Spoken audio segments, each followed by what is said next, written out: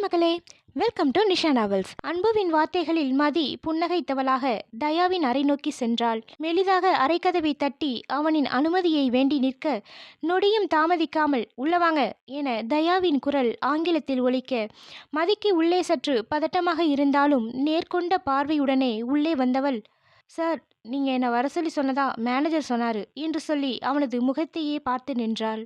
அதுவரை குனிந்து எதையோ எழுதி கொண்டிருந்தவன் அதை முடித்து சாவகாசமாக அந்த ஃபைலை மூடி வைத்துவிட்டு அவனது சுழற் நாற்காலியில் நன்றாக சாய்ந்து அமர்ந்து கால் மேல் கால் போட்டவனாக இதழோரம் தோன்றிய ஏளன சிரிப்புடன் அவளை பார்த்தான். இவனது இந்த சிரிப்பு அவளை எந்த விதத்திலும் பாதிக்காது போக மதி அவனது கண்களைத்தான் கூர்ந்து பார்த்திருந்தாள். அவளின் அந்த கூர்விழி பார்வையில் தயாவின் விழிகளில் ஓர் நொடி மின்னல் வெட்டி சென்றது. என்ன மேடம், ஒரே குழப்பத்தில் இருக்கீங்க போல.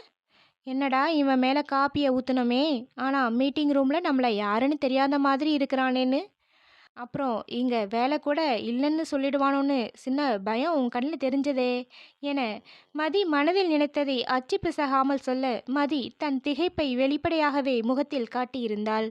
அதில் மேலும் நக்கலாக சிரித்த தயா அடுத்த வினாடியே தன் முகத்தை இறுக்கமாக வைத்து கொண்டவன், லுக், நான் இதுவரைக்கும் யாருக்கும் இந்த மாதிரி மன்னிப்பை கொடுத்ததில்லை. பட் உன்னோட திறமை என்கிற ஒரு விஷயத்துக்காக உன்னை மன்னிச்சு விடுறேன். அண்ட் நீ வந்திருக்கிற காலேஜ் பேருக்காக. காட் இட் என சற்று அழுத்தத்துடனே சொன்னவன் மீண்டும் நக்கல் தொனியில் தனது முகத்தை மாற்றிக்கொண்டு, அப்புறம் உன் பாய் ஃப்ரெண்டோட பேசுகிறது அரட்டடிக்கிறதெல்லாம் கம்பெனிக்கு வெளியில் இருக்கணும். எந்த காரணத்தினாலேயும் வேலையில் ஏதாவது தப்பு வந்தால் நான் ஒரு செகண்ட் கூட யோசிக்க மாட்டேன். மைண்ட் இட் என சத்தமாக உரிமையவன், யூ கேன் கோ நவ் என்றுவிட்டு தனது வேலையை பார்க்க ஆரம்பித்தான். மதி அவன் பேச பேச கொலைவெறியில் இருந்தாள். அவன் முழுமையாக பேசி முடிக்கட்டும் என அமைதி காத்தவள் அவன் பேசி முடித்த அடுத்த வினாடி, சார் ஒரு நிமிஷம் என்றதும் தயா பல்லை கடித்தவனாக, நான் உன்னை போக சொல்லிட்டேன், காதில் விழல என்றான். மதி முன்பு அவன் பார்த்த அதே நக்கல் பார்வையோடு, ஏன் சார் விழலை, நல்லாவே விழுந்தது, ஆனால் நீங்கள் மட்டும்தானே பேசுனீங்க, நான் அதுக்கான பதிலை சொல்ல வேண்டாமா என்றவளை முறைத்த வண்ணம் இருந்தான் தயா. மதி அவனது முறைப்பை அனுமதியாக எடுத்துக்கொண்டு, நான் முதல்ல உங்ககிட்ட மன்னிப்பு கேட்டுக்கிறேன் என்றதும் தயாவின் முகம் கோபத்திலிருந்து சாதாரணமாக மாறியிருந்தது. அவனது விழிகள் இரண்டும் அவளை அளவெடுக்க ஆரம்பித்திருக்க, அவனது காதுகளோ அவள் என்ன பேசப் போகிறாள் என்பதை கேட்க தயாராக இருந்தது. நான் உங்கள் மேலே வேணும்னே காஃபியை ஊற்றலை, அது தெரியாமல் நடந்த ஒரு விஷயம். ஆனால் தெரிஞ்சு பண்ணாலும் தெரியாமல் பண்ணாலும் தப்பு தப்பு தான். அதுக்காக அந்த இடத்துலையே அந்த நிமிஷமே நான் மன்னிப்பு கேட்க வந்தேன். ஆனால் அதுக்குள்ளே நீங்கள் என்னை அடிச்சிட்டீங்க. அது கொஞ்சம் கூட சரியே கிடையாது. ஆனாலும் உங்களோட அந்த வெள்ளை சட்டையை பார்த்ததும் உங்கள் கோபம் சரிதான்னு நினச்சேன். ஆனால் நீங்கள் அடித்ததுக்கு பிறகு பேசின வார்த்தைகள் தான் ரொம்பவே தப்பாக இருந்துச்சு. நான் இங்கே வேலை பார்க்கத்தான் கிளம்பி வந்தேனே தவிர உங்களை மாதிரி ஆளுங்க மேலே காஃபியை ஊற்றி அடிவாங்க இல்லை. இப்போ கூட வார்த்தையை விட்டுட்டீங்க பாய் ஃப்ரெண்டுன்னு என சற்று நக்கலாக சிரித்தவள், உங்கள் பணக்கார வாழ்க்கையில் பாய் ஃப்ரெண்டுனா வேற எதுவாக வேணாலும் இருக்கலாம். ஆனால் எங்களோட மிடில் கிளாஸ் வாழ்க்கையில் பாய் ஃப்ரெண்ட்னா அது நண்பன் தான். அவன் என் நண்பன் என அழுத்தி சொன்னவள், இங்கே வேலை பார்க்க மட்டும்தான் நான் வருவேனே தவிர அரட்டை அடிக்க இல்லை. என் வேலையில் ஏதாவது தப்பு வந்தால் தாராளமாக என்னை நீங்கள் வேலையை விட்டு அனுப்பலாம் என தன் மனதில் பேச நினைத்ததை கோர்வையாக பேசி முடித்தாள். தயா அவளின் அந்த பரிமாணத்தை எதிர்பார்க்கவில்லை போலும். ஆனாலும் தனது உணர்வுகளை உள்ளுக்குள்ளே ஒழித்து வைத்து கொண்டவனாக தன் முகத்தில் எதையும் காட்டாமல், பேசி முடிச்சிட்டா கிளம்பு, என் நேரத்தை வீணாக்காத என்றான் பட்டென. மதி ஏதோ பாரம் குறைந்தவள் போல அந்த அறையிலிருந்து வெளியேறி அன்புவை தேடி போனாள். அவள் சென்றதும் அந்த அறையில் புயலடித்து ஓய்ந்தது போல இருந்தது தயாவிற்கு.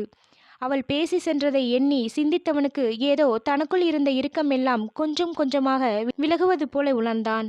தயா தன்மேல் காபி ஊற்றியதற்காக மட்டும் கோபம் கொள்ளவில்லை. அதற்கு முன்பே அவளை பார்த்து விட்டவன் அதிலும் ஒரு நிமிடம் அவளை ரசித்து விட்டிருந்தான். ஆம், கம்பெனி வாசலில் மதியும் அபியும் நின்று பேச ஆரம்பித்த போதே அங்கிருந்த காரில் அமர்ந்திருந்தான் தயா. அவர்களின் வருகைக்கு 2 நிமிடம் முன்தான் அங்கு வந்திருந்தான். காரை விட்டு இறங்க போகும் முன் அவனுக்கு ஃபோன் வர அதை ஏற்றி பேசி முடித்துவிட்டு வைக்கவும் மதியின் குரல் வெளியே இருந்து கேட்கவும் சரியாக இருந்தது. அவளின் குரலில் தன்னையும் மீறி கண்ணாடியின் வழியே அவளை பார்த்தவாறு அவள் பேசுவதை கேட்டு அப்படியே இறங்காமல் அமர்ந்திருந்தான்.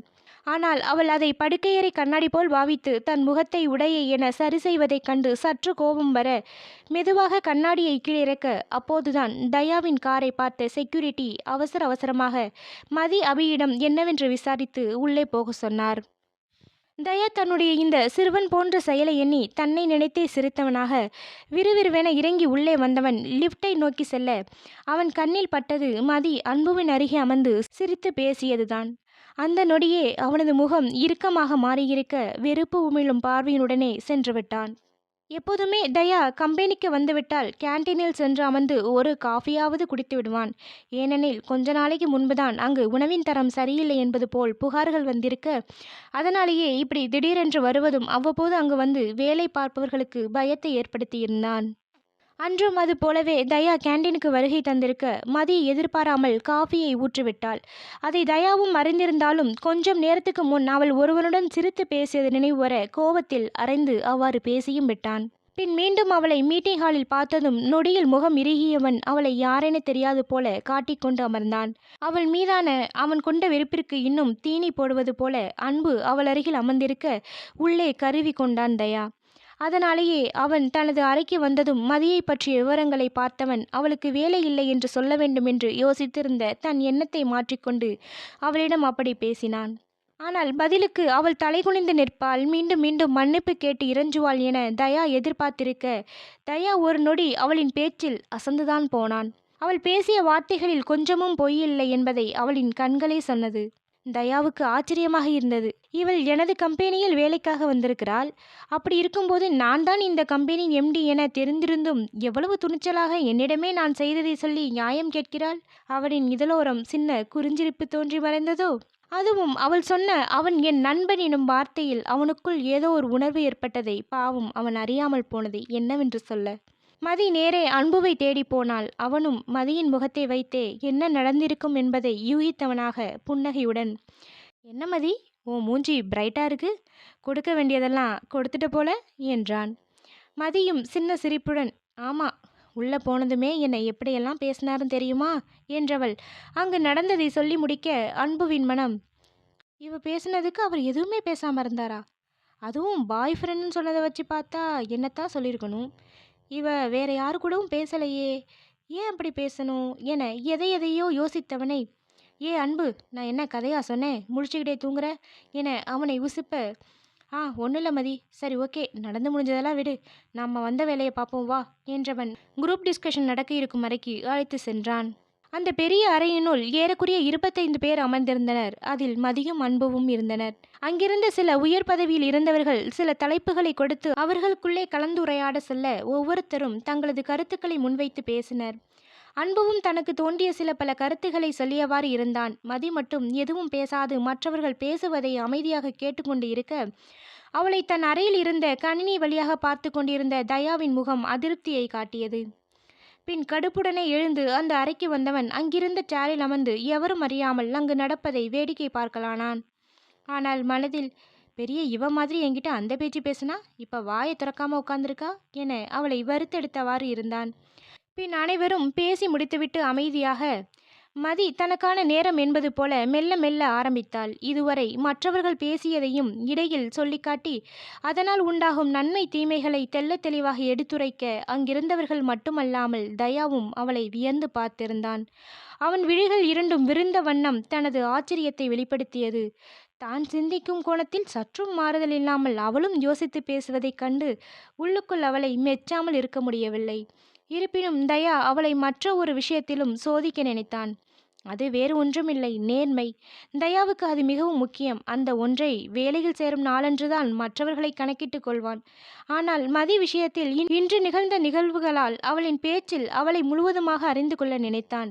அதனாலேயே அவளின் பெயரை மட்டும் குறிப்பிட்டு அங்கிருந்த மேனேஜரிடம் எதுவோ கூறிவிட்டு செல்ல மதி அதை பார்த்து விட்டாள். இருந்தாலும் அதை கணக்கில் எடுக்காது அன்புவுடன் கிளம்ப எத்தனைக்க அந்த மேனேஜர் அவளை தடுத்து நிறுத்தினார். மற்ற அனைவருக்குமே இன்னும் ஓரிரு மாதங்களில் வேலைக்கான ஆர்டர் முகவரிக்கு வந்துவிடும் என்பதை சொல்லி அனுப்பி வைத்தார் அங்கிருந்த மேனேஜர். மதி அன்புவிடம், நீ கிளம்பு அன்பு, நான் வரேன் என்று சொன்னதும் அவனும் சரியென அங்கிருந்து கிளம்பி விட்டான். மிஸ் மதி, இன்னைக்கு உங்களோட பெர்ஃபார்மன்ஸ் ரொம்ப நல்லா இருந்துச்சு, அதை எம்டியே சொல்லிட்டு போனாரு என்றதும் மதி உள்ளுக்குள், அவனா என்ன பாராட்டினா, நம்ப முடியலையே என கண்களை சுருக்கி யோசித்தாள். அந்த மேனேஜர் தொடர்ந்து பேசினார். அதனால பர்சனலாக உனக்கு ஒரு டெஸ்ட் வச்சுருக்காரு. மற்றவங்களுக்கெல்லாம் வேலைக்கு சேர்ற முதல் நாள் தான் நடக்கும். ஆனால் உன்னோட திறமையை பார்த்துட்டு எம்டி இன்றைக்கே அந்த டெஸ்ட்டை வைக்க சொல்லிட்டு போயிருக்காரு என்றார் சிறு புன்னகையோடு. மதி மனதில் அப்படி என்ன டெஸ்ட், இவர் ரொம்ப பில்டப் கொடுக்குறாரே என நினைத்தவாறு நின்றாள். பயப்படாதம்மா, பெருசா ஒன்றும் இல்லை, நம்மளோட இந்த இம்போர்ட் அண்ட் எக்ஸ்போர்ட் தொழில் சம்பந்தமானது தான் இருக்கும். நீ 10th ஃப்ளோரில் இருக்க குவாலிட்டி செக்கிங் அண்ட் பில்லிங் செக்ஷனுக்கு போ. அங்கே போனதும் அங்கே நடக்கிற விஷயங்களை பார்த்து உனக்கு என்னென்ன தோணுதோ அதை நோட் பண்ணி எடுத்துட்டு வா என்றவர். சீக்கிரமா, இப்போவே மணி 4, 5 மணிக்கெல்லாம் இங்கே வேலை செய்கிறவங்க கிளம்ப ஆரம்பிச்சிடுவாங்க என்றவராக கிளம்பிவிட, மது சற்று குழம்பினாலும் எதுவாக இருந்தாலும் பார்த்துக்கலாம் என நினைத்தவள் லிப்டில் ஏறி அந்த 10வது தளத்திற்கு சென்றாள். அங்கு சென்றதும் மதி மலைத்துதான் போனாள். அவ்வளவு சுறுசுறுப்பாக இயங்கிக் கொண்டிருந்தனர் அங்குள்ள வேலையாட்கள்.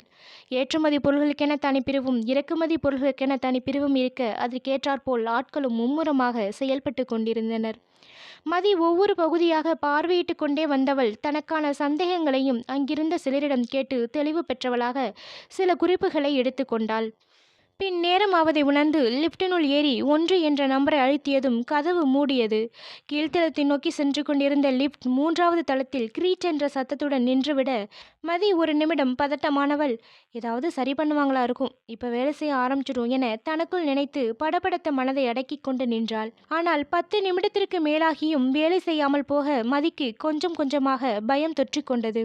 தன்னால் முடிந்தவரை கைகளால் அந்த கதவை தட்டி, யாராவது இருக்கீங்களா, ப்ளீஸ் ஹெல்ப் பண்ணுங்க, நான் லிஃப்ட்டுக்குள்ளே இருக்கேன், யாராவது இருக்கீங்களா என சத்தம் போட்டு கத்தினாள். நேரமாக ஆக அவளுக்கு மூச்சு முட்டுவது போல இருந்தது. இருந்தும் விடாமல் கத்திக்கொண்டே இருந்தாள். அடுத்த பாகத்தில் சந்திப்போம். நன்றி.